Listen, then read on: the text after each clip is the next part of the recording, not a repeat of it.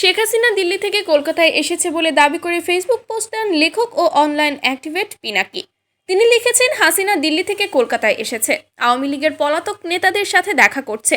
সে কলকাতাতে স্থায়ীভাবে থাকবে কিনা নিশ্চিত হওয়া সম্ভব হয়নি।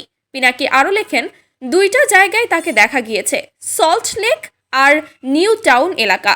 সম্ভবত নিউ টাউন এলাকাতেই তার অস্থায়ী ঘাঁটি। পিনাকি লেখেন, প্যারিসে আমার বাসার ঠিকানা বাকশালীরা উন্মুক্ত করেছিল। এই কৃতজ্ঞতায় প্রতিদান দেব নিয়মিত। হাসিনা কোথায় আছে তার লাইভ আপডেট চলবে। আমার তরফ থেকে হাসিনাকে ভীমনাগের সন্দেশ পাঠিয়েছেন। হাসিনা কলকাতায় থাকা নেতাদের সাথে বৈঠক করবে, আওয়ামী লীগের রাজনীতি নিয়ে আলোচনা করবে বলে জানা গিয়েছে। বর্তমানে বাংলাদেশের রাজনীতি অঙ্গনে আওয়ামী লীগ ফেরা নিয়ে ব্যাপক আলোচনা হচ্ছে। ইতিমধ্যে আওয়ামী লীগ নিষিদ্ধ দাবি করে ঢাকা বিশ্ববিদ্যালয় সহ দেশের অনেক জায়গায় আন্দোলন মিছিল হয়েছে। পিনাকি অন্য এক পোস্টে লেখেন, দেশের সবাই উৎকণ্ঠায় আছেন, আমি বুঝতে পারি। সম্ভবত কেউই গতরাতে ঘুমান নাই। দেশ এক ক্রান্তিকাল অতিক্রম করছে। এইখানে নানা শক্তি সক্রিয়। মূল শক্তি ভারত আওয়ামী লীগের লিডারশিপ, আওয়ামী লীগের বেনিফিশিয়ারি গ্রুপ, গণহত্যার সহযোগী, গুম খুনের কারিগর। এদের সবার লক্ষ্য এক, বিচার এবং শাস্তি এড়ানো। এরা সবাই পাওয়ারফুল।